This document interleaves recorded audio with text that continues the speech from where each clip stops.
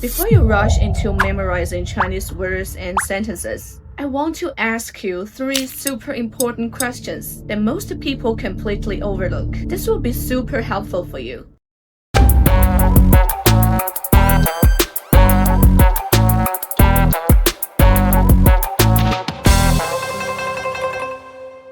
First, why are there no spaces between words in Chinese? Second, are Chinese characters and words actually the same thing? Third, Chinese characters are so hard for me. Can I just learn Pinyin and skip the characters altogether? Alright, let's tackle the first question. Let's think about this from the angle of spaces. A research team from the Institute of Psychology at the Chinese Academy of Sciences actually studied this. They found that different writing systems mark word boundaries in different ways, depending on how much information a space actually gives to the reader. In languages like English, spaces carry a lot of information, about 2.9 bits, but in Chinese, a space only adds about 1.1 bits of information. So in English, taking space away makes reading much harder. But in Chinese, even if you put spaces, they don't help that much. And get this, studies shows that if you remove spaces in English, reading speed drops by almost 50%. But if you add spaces into Chinese text, reading speed doesn't really get any faster. So each system simply chooses the most efficient way for itself. There is even a historical reason. Back in ancient China, people wrote on bamboo slips and other materials where spaces was precious. Adding unnecessary gaps would have wasted valuable writing space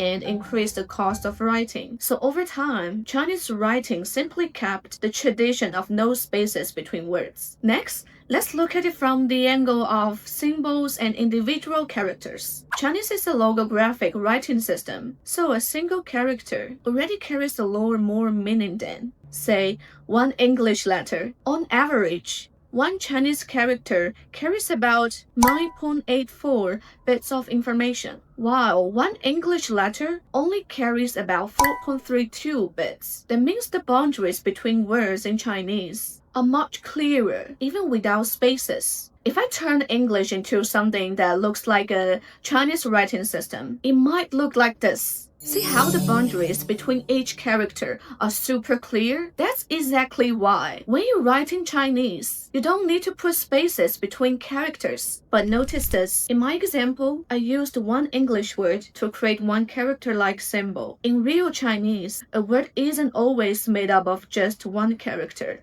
And that brings us to our second question. Are Chinese characters and words actually the same thing? Let me answer the question first. No. They're not the same thing. In language, the smallest unit that actually carries meaning is a word. In modern Chinese, words generally fall into four common patterns.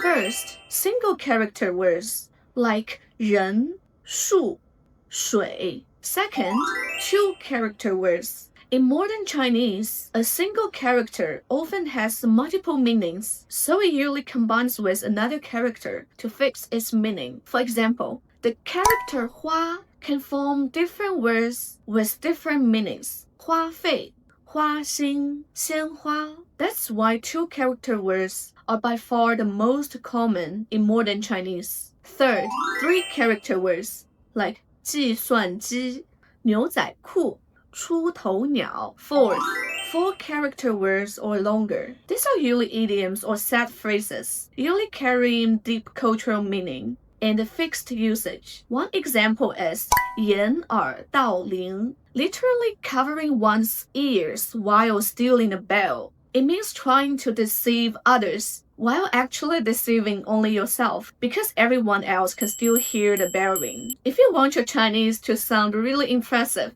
using idioms is a great way to make native speakers say, wow. According to studies on modern Chinese vocabulary, two character words make up the majority of the vocabulary, about 72%. Single character words account for only 5.7%. Three character words make up 11.5%. And the remaining four character words and longer take up about 10.7%. So, what's our big takeaway here? First, Knowing characters doesn't mean you know words. For example, you might learn the character 老, which means old, and 板, which means bored.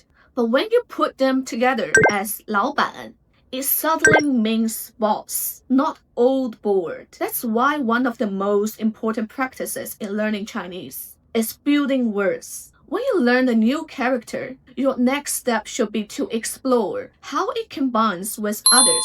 老 can form words like 老师, 老大, 老头, 古老, and so on. This is also why Chinese doesn't need as many individual characters as English needs words, because characters can be combined in many different ways to create a large number of words. Second, focus on two-character words first, since two-character words make up the majority of modern Chinese. Practicing them gives you the biggest return, and once you get comfortable with two-character words, it's much easier to understand three-character words and four-character words.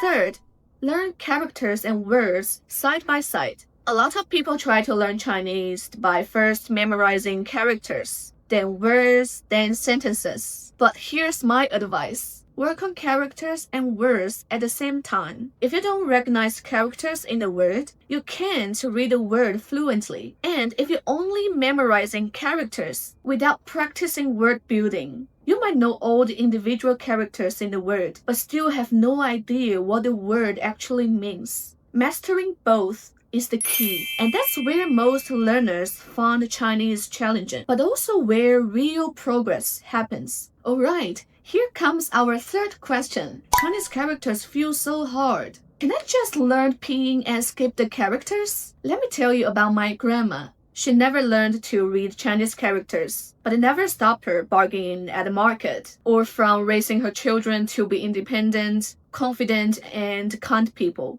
Not learning characters did save her a lot of time and effort. What did she miss out on? She can't read books or newspapers. When she goes to a restaurant, she can't read the menu and has to rely on the servers. She can't send me a text. Not even a simple I miss you. She never dares to travel alone to a new city because maps and road signs are just mysterious symbols to her. And maybe the saddest part, without knowing characters, she can't feel the layers of culture, history, and meaning hidden in the writing. She misses that deeper bond with her own language. So now, the question comes back to you. Why are you learning Chinese? If your only goal is to handle daily conversations, just to say things like hello or thank you, then learning Pinyin might already be enough for you. That's why on my channel, you will see Pinyin marked on all the Chinese words I teach, to help you with pronunciation and memory.